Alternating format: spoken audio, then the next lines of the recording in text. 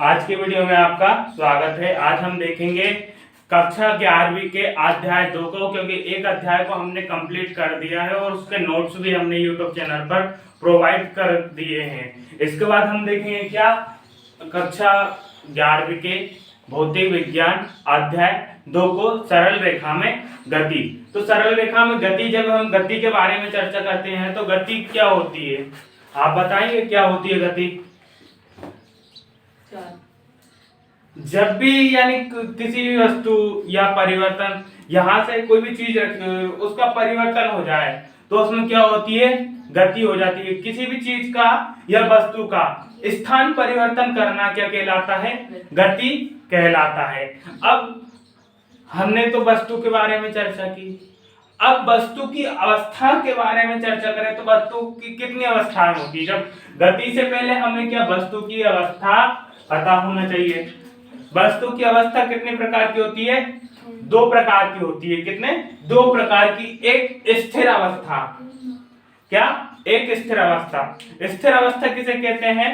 तो जब कोई वस्तु स्थिर है तो वह स्थिर ही रहेगी, स्थिर रहेगी जब तक कि उस पर बाह्य बल ना लगाया जाए। ये मेरे हाथ पे क्या मार्कर रखा हुआ है, ये तब तक रखा रहेगा जब तक कि मैं दूसरे हाथ से इस पर बल ना लगाऊं, है ना, नहीं तो ये कंटिन्यू यहीं रखा रहेगा।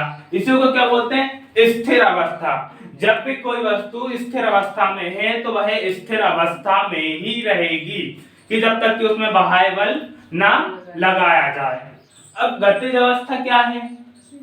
गतिज अवस्था भी सेम टू सेम उसी के जैसी होगी। जब कोई वस्तु गतिशील अवस्था में है, क्या गतिशील अवस्था में है, तो वह गतिशील अवस्था में ही रहेगी जब तक कि उस पर बाह्य बल ना लगाया जाए। यदि जैसे में पेंडुलम घड़ी देखी है तुमने, पेंडुलम घड़ी, वो उसमें जैसे इधर से इधर घूमती रहती है, ऐसे घड़ी के बारे में सुना हो, उसे पेंडुलम घड़ी कहते हैं। जो वो सेकंड के साथ चलती रहती है, आधे सेकंड में इधर जाएगी फिर आधे सेकंड में इधर जाएगी, तो उसे हम पेंडुलम घड़ी कहते हैं। अब उसमें तुम देखो वो कंटिन्यू चलती रहती है, कंटिन्यू चलती रहती है, तो उसकी जो गति है वह गतिशील अवस्था है ना, और वह तभी रोकेगी जब तक हम उस पर बाह्य बल न लगाए जाएंगे। उसके साथ सामने उंगली कर देंगे, हाथ कर देंगे, तो वो वहां पे रुक जाएगी, रुक जाएगी, तो वह उसकी क्या गतिशील अवस्था है। तो क्या जब कोई वस्तु गतिशील अवस्था में है तो वह गतिशील अवस्था में ही रहेगी जब तक कि उस पर कोई बाह्य बल न लगाया जाए। अब यदि पेपर में क्वेश्चन आता है कि ठीक है गतिशील अवस्था है तो विराम अवस्था क्या है? विराम अवस्था,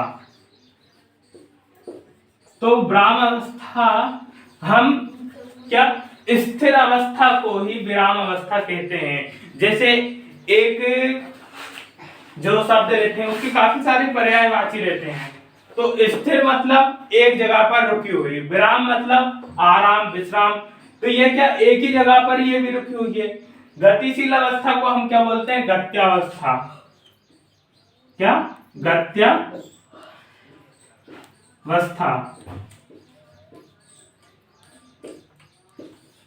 यह गतिशील अवस्था का पर्यायवाची क्या? गत्यावस्था।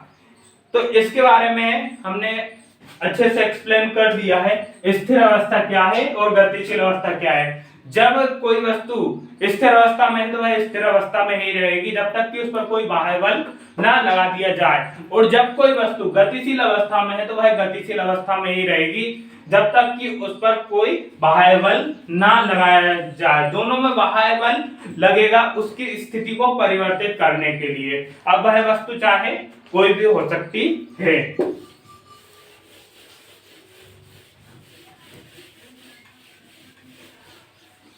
सेकेंड हम देख लेते हैं, एक विमीय गति, 2 विमीय गति और त्रिविमीय गति किसे कहते हैं? एक विमीय गति,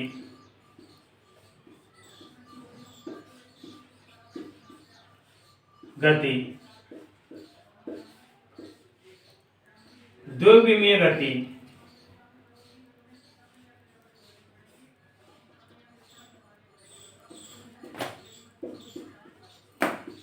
गति और त्रिविमीय गति। क्या हम कल्पना कर सकते हैं कि यह गति, हमने सुना है कि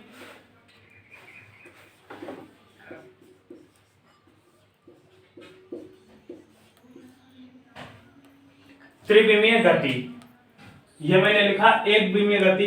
क्या हम थोड़ा बहुत कल्पना कर सकते हैं कि एक विमीय गति किसे कहते हैं, क्योंकि हमने अब गति के बारे में अभी पढ़ रहे हैं हम, क्या, और चैप्टर का नाम ही हमारा क्या है, सरल रेखा में गति। तो सबसे पहले हमारे पास आता है कि अभी हमने पढ़े वस्तु की दो अवस्थाएं होती है, क्या, स्थिर अवस्था और गतिशील अवस्था। अब इसमें एक विमीय गति कहां से आ गई है, हमें भी समझ में नहीं आ रहा। तो क्या, जब कोई वस्तु सरल रेखा में गति करती है तो उसे हम क्या बोलते हैं, एक विमीय गति। यानी कि क्या, सरल रेखा में ये कोई एक रेखा है यहां से यहां तक, तो ये सरल रेखा में गति कर रही है, तो इसे हम क्या बोलेंगे, एक विमीय गति। एक विमीय गति। अब भैया हमें समझ में नहीं आया कि एक विमीय गति कैसी होती है। आपने बोल दिया क्या, सरल रेखा में गति, सरल रेखा में गति। तो हम कह रहे हैं आप क्यों टेंशन ले रहे हो, क्यों टेंशन ले रहे हो, हमें तो समझाने के लिए। जब भी कोई चीज या वस्तु किसी पदार्थ को सीधा फेंका जाए या कहीं पर जाए एक ही सीधे रास्ते में, तो उसे क्या बोलेंगे हम, सरल रेखा में गति। केवल एक ही मार्ग में जा रहे हो। यदि किसी चीज को हम, आप ट्रेन की पटरी को देखते हो, वह केवल ट्रेन की पटरी जमीन पर ही चल रही है, तो उसे क्या बोलेंगे हम, एक विमीय गति। एक विमीय गति। और ऊर्ध्वाधर जो दिशा रहती है उसमें हम पत्थर को फेंकते हैं, तो वह भी कौन सी गति है, एक विमीय गति। अब इसके बाद आ जाते हैं एक विमीय गति, द्विविमीय गति। जब कोई वस्तु समतल गति, जब कोई वस्तु समतल में गति करती है तो उसे क्या बोलते हैं, द्विविमीय गति। क्या, द्विविमीय गति। इसके उदाहरण क्या है, एक विमीय गति के सीधी पटरी पर रेल का चलना, क्या, सीधी पटरी पर रेल का चलना। और ऊर्ध्वाधर का है, ऊर्ध्वाधर में दिशा में पत्थर को फेंकना। जब हम ऊंचाई में पत्थर को फेंकते हैं तो वह भी एक प्रकार की गति है। और तीसरा उदाहरण है सड़क पर किसी कार का चलना। बेसिकली आप तो याद रखना, एक विमीय गति क्या है, हमारे पास चलने के माध्यम कितने, गतिशील माध्यम केवल 3। उसके आधार पे हम गति को बांट सकते हैं। कैसे, एक विमीय गति यानी कि जमीन पर ट्रक का चलना, है ना, ट्रक का चलना, बस का चलना, हवाई जहाज का चलना, वो क्या हो गई, एक विमीय गति। अब एक विमीय गति, तो भैया आपने बोल दिया कि एक विमीय गति ठीक है, हमें समझ में नहीं आया कि एक विमीय गति क्या होती है। तो जब एक विमीय गति यानी कि कोई भी चीज है वह एक ही दिशा में चल रही है, यानी सरल रेखा में चल रही है, तो उसे हम एक विमीय गति कहते हैं। अब यदि वही चीज, जैसे हवाई जहाज को हम मान के चले, हवाई जहाज एक उसमें गति कर सकता है कि दो उसमें गति कर सकता है। हवाई जहाज जमीन पर भी गति कर सकता है, कर हाँ कि ना, और उसके बाद हवा में भी गति कर सकता है, तो उसे हम क्या बोलेंगे, एक विमीय गति बोलेंगे कि द्विविमीय गति बोलेंगे, द्विविमीय गति नहीं बोलेंगे, क्या, द्विविमीय गति नहीं बोलेंगे। उसका मार्ग परिवर्तन हो रहा है तो उसे हम गति बोलेंगे। देखो द्विविमीय गति में क्या है, कैरम का गोटी देखी है तुमने, कैरम की गोटी, कैरम का बोर्ड जो रहता है ऐसा रहता है चौकोर। अब यहां से हमने कैरम की गोटी को मारा, एक सीधी रेखा में गई, द्विविमीय गति का उदाहरण बतला रहा हूं मैं, यहां से गई यहां तक, क्योंकि उसका सीमा क्षेत्र यहां तक है, और यहां से फिर वापस लौट गई। तो इसकी एक तो ये सीधी विमा हुई और दूसरी ये रिटर्न आ गई। तो ये कौन सी गति का उदाहरण है, द्विविमीय गति का, द्विविमीय गति। और सूर्य के चारों ओर ग्रहों की गति, देखो सूर्य के चारों ओर ग्रह गति करते हैं, ये अपना सन है ना, क्या है, सन है। सन के चारों ओर क्या करते हैं, ग्रह गति करते हैं। ग्रह सूर्य के, अपनी पृथ्वी क्या है, ग्रह है कि तारा, क्या है, ग्रह है। और सूर्य क्या है, तारा। तारा। पृथ्वी क्या है, पृथ्वी क्या है, ग्रह है। और चंद्रमा क्या है, सन। चंद्रमा क्या है, चंद्रमा क्या है, व्हाट इज तारा। अभी विक्रम यहाँ पे अपना चंद्रयान 3 गया था, तो क्या है ये, चंद्रमा क्या है, ग्रह है कि उपग्रह है, उपग्रह है। क्या है, उपग्रह। किसी भी चीज को पता करने के लिए हम क्या कल्पना कर सकते हैं, ग्रह के जो भी हो, ग्रह के चारों ओर चक्कर लगाए, उसे हम क्या, उपग्रह कह सकते हैं। क्या, उपग्रह कह सकते हैं। नहीं तो ये उपग्रह नहीं है, क्योंकि पृथ्वी के चारों ओर कैसे लगा रहा है, चक्कर लगा रहा है।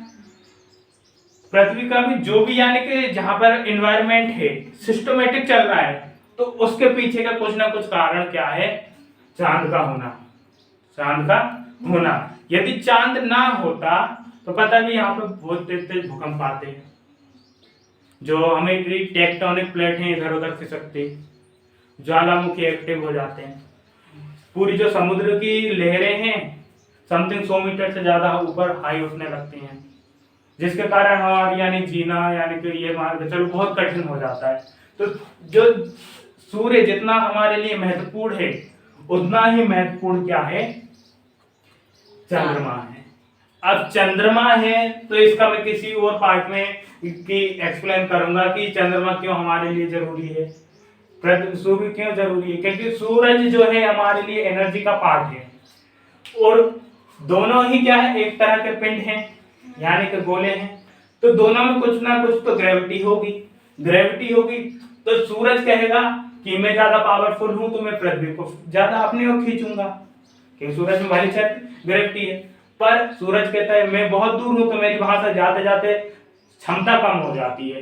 पर चंद्रमा कहता है मैं वाली चाहे छोटा हूं, पृथ्वी से क्या हूं, पास हूं, तो ये इसकी ग्रेविटी दोनों पे दिखेगी। अब दोनों पे दिखेगी तो कभी कभी हम देखते हैं जब पूर्णिमा या अमावस्या आती है, तो उसके लिए हम पता नहीं क्या होता है, यहाँ पर पृथ्वी पर समुद्र में लहरें उठती हैं बहुत बड़ी बड़ी, जो अभी कैलिफोर्निया, कनाडा, जो यानी कि समुद्री इलाकों के आसपास हैं, वहां पर हमें ये सूचना मिलती है कि वहां पर बड़ी बड़ी लहरें उठती हैं। तो उसके पीछे का क्या कारण है कि वहां पर जो रहता है ग्रेविटी का मार्ग परिवर्तित हो जाता है, इस कारण क्या वो लहरें उठती हैं, क्योंकि इनका खिंचाव बल जो है बढ़ जाता है, ये ग्रेविटी बल बढ़ जाता है। तो अभी तो हम इसके बारे में चर्चा कर रहे थे, द्विविमीय गति, सड़क पर टेढ़े मेढ़े मार्ग में गति। अब ये तो क्या हो गई, सरल रेखा में गति। अभी हमने बोला सरल रेखा में गति तो को हम क्या बोलते हैं, एक विमीय गति, ये सरल रेखा में गति। द्विविमीय समतल में गति, क्या, समतल में गति में गति। समतल में गति तो क्या बोलेंगे हम, द्विविमीय गति। देखो ये मान के चलो मेरे पास मार्ग है, मार्ग में अब ऐसे तो नहीं कि मेरी अकेले की कार चल रही होगी और सभी लोगों की कार चल रही, तो मैं यहाँ से ऐसे गया ऐसे गया ऐसे गया, सबसे बचाते हुए आगे निकल गया, तो ये टेढ़ी मेढ़ी गति हुई। तो क्या, सड़क पर चलती हुई कार की गति क्या कहलाएगी, द्विविमीय गति। कार की गति की गति क्या कहलाएगी, द्विविमीय गति। अब तीसरा हमारे पास क्या टॉपिक आ जाता है, सूर्य के चारों ओर गति, है ना, तो ये भी क्या, सूर्य के चारों ओर गति के चारों ओर, ग्रहों की चारों ओर गति, ये हो गया, है ना। ये किसके, तीनों किसके उदाहरण है, ये द्विविमीय गति के, किसके? द्विविमीय गति के। अब यहां पर हम बात करें त्रिविमीय गति। तो त्रिविमीय गति, जब कोई वस्तु, अब ये हमने समतल में एक सरल रेखा में गति की बात कर ली, समतल में गति की बात कर ली, अब कर लेते हैं हम त्रिविमीय गति। त्रिविमीय गति क्या होती है कि जब कोई वस्तु आकाश में गति करती है तो उसे हम क्या बोलते हैं? त्रिविमीय गति। जब कोई वस्तु आकाश में गति करती है तो उसे क्या बोलते हैं? त्रिविमीय गति। हवाई जहाज कहाँ पे गति करता है? जमीन पे गति करता है। उड़ता कहाँ पे है? आसमान में। तो आसमान में भी तो गति कर रहा है। हवाई जहाज की गति क्या? हवाई जहाज की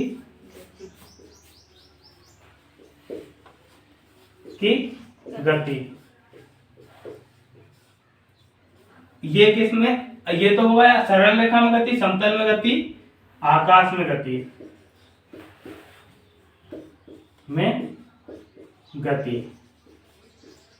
आकाश में गति। दूसरा आ जाएगा गैसों के अणुओं की गति। गैसों के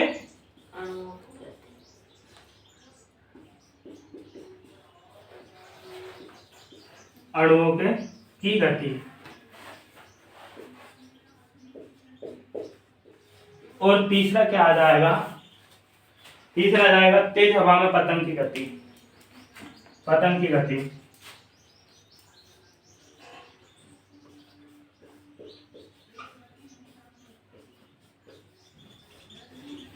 अब यहां पर जब एक विमीय गति को क्या बोलते हैं हम? जब कोई वस्तु सरल रेखा में गति करती है तो उसे क्या बोलते हैं? क्या कहेंगे हम? एक विमीय गति। ट्रेन की गति रहती है, रेल की गति को हम एक विमीय गति बोलेंगे। और ऊर्ध्वाधर यानी किसी भी पत्थर को ऊंचाई पर फेंकना, पत्थर को फेंकना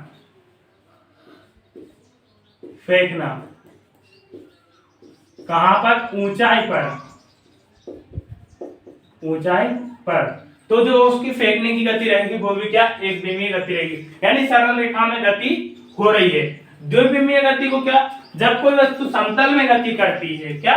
समतल में गति करती है तो उसमें क्या हम बोलते हैं? उसे द्विविमीय गति। जैसे कैरम बोर्ड का चलना, कैरम बोर्ड को मारते तो यहाँ पे जा रही, फिर यहाँ पे जा रही, ये होगा। सूर्य के चारों ओर ग्रहों की गति को ही हम द्विविमीय गति कहते हैं। और सड़क पर टेढ़ी मेढ़ी कार का चलना भी द्विविमीय गति का उदाहरण है। और जब कोई वस्तु क्या? आकाश में गति करती है, क्योंकि हम कहां पर?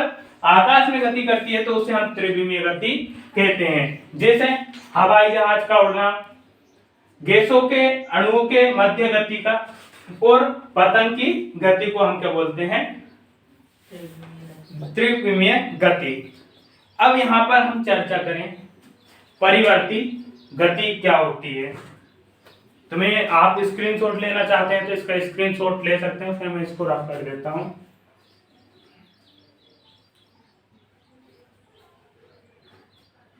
और तुम लोग नोट डाउन कर रहे हो तो कर लो।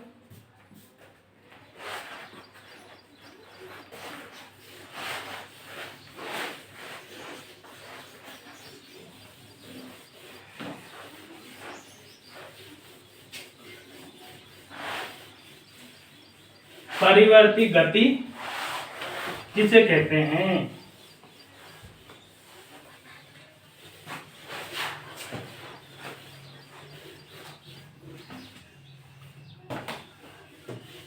एक समान गति या परिवर्ती गति। कल्पना कर सकते हैं परिवर्ती का मतलब स्थिति उसकी परिवर्तित हो रही है। शायद ऐसा कुछ हो रहा होगा कि उसमें एक समान गति और परिवर्ती गति में अंतर क्या है, यानी अंतर तो नहीं, इसकी परिभाषा को याद करने के लिए हमें अंतर थोड़ा बहुत याद चाहिए, तो हम परिभाषा क्या याद कर लेंगे। सबसे पहले हम चर्चा करेंगे क्या? एक समान गति। एक समान गति। दूसरे पे हम चर्चा करेंगे परिवर्ती गति।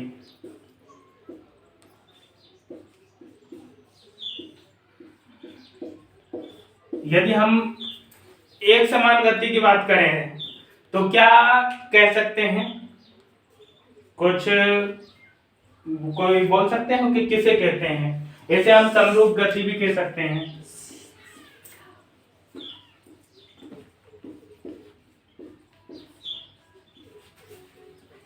क्या?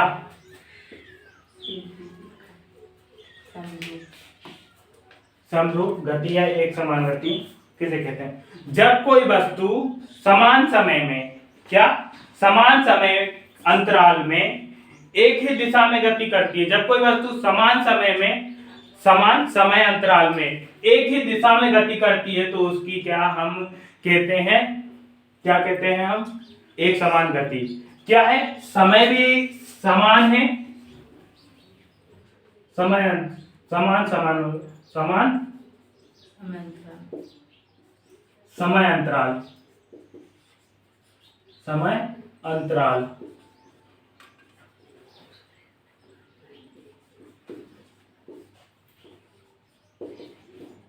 जब कोई वस्तु, क्या जब कोई वस्तु एक ही दिशा में समान समय अंतराल में गति करती है तो उसकी गति को हम क्या बोलते हैं?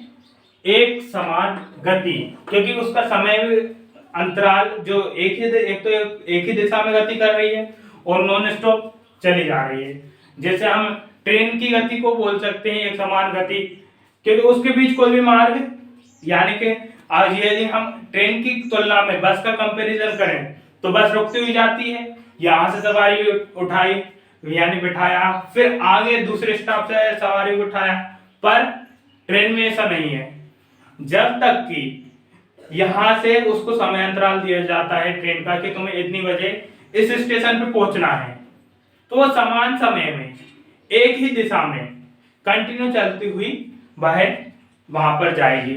जैसे क्यों जाएगी कंटिन्यू? क्योंकि उसकी पटरियां जहां पे बिछी होगी वह उसी दिशा में जाएगी, कि पटरियों से अलग कूदते हुए दूसरी जगह कूद जाएगी, नहीं कूदेगी और तुरंत ही उसकी स्पीड चेंज नहीं हो जाएगी। पर बस में ऐसा नहीं है। बस में ऐसा क्यों नहीं है? बस को वाले को पता चले कि आगे का रास्ता खराब है तो वो क्या करेगा? मोड़ लेगा, वो क्या दूसरे रास्ते से चलते हैं, इधर से पहुंच जाएंगे। पर ट्रेन वाला क्या करेगा? वहां पे ट्रेन रोक लेगा पर वो मार्ग परिवर्तित नहीं करेगा, दिशा परिवर्तित नहीं करेगा। तो ऐसे ही क्या है, जो एक समान गति का उदाहरण है वह ट्रेन की गति। क्या है? ट्रेन की गति। अब देखो ट्रेन की गति में मैं कह सकता हूं एक समान गति में इसलिए डिले हो सकती है, यानी कि समय का थोड़ा बहुत डिफरेंस आ जाता है, पर जो समय अंतराल रहता है वह इक्वली रहता है। अब इसके बारे में हम चर्चा करें। यदि कोई वस्तु एक ही दिशा में बराबर दूरी तय नहीं करती है तो उसे हम क्या बोलते हैं? परिवर्ती या असमान गति। असमान गति। क्या बोला मैंने अभी? असमान गति। जब कोई वस्तु एक ही दिशा में बराबर दूरी तय नहीं करती है, एक ही दिशा में बराबर दूरी तय नहीं करती है, उसे हम क्या बोलते हैं? परिवर्ती दूरी। परिवर्ती एक ही दिशा में, अब यहां से इसको भोपाल तक जाना है, ये अपने पास क्या है? गोवर्धन, और यह भोपाल। तो इसको क्या सीधी दूरी तय करना है सीधी दूरी, पर वो क्या उसकी दिशा यहाँ पे कुछ प्रॉब्लम आ गई यहाँ पे, तो इसने यहाँ तक तो आया, समान दिशा तय करी है ना, फिर आधी दूर करने के बाद दिशा ही अपनी बदल ली। क्या? दिशा बदल ली, तो परिवर्तित कर लिया। क्या? परिवर्तित कर लिया। तो यहाँ पे क्या आ गया? ये यहाँ पर एक ही दिशा में ना जाना, असमान गति। जब कोई वस्तु एक ही दिशा में बराबर दूरी तय नहीं करती है, एक ही दिशा में बराबर दूरी तय नहीं करती है,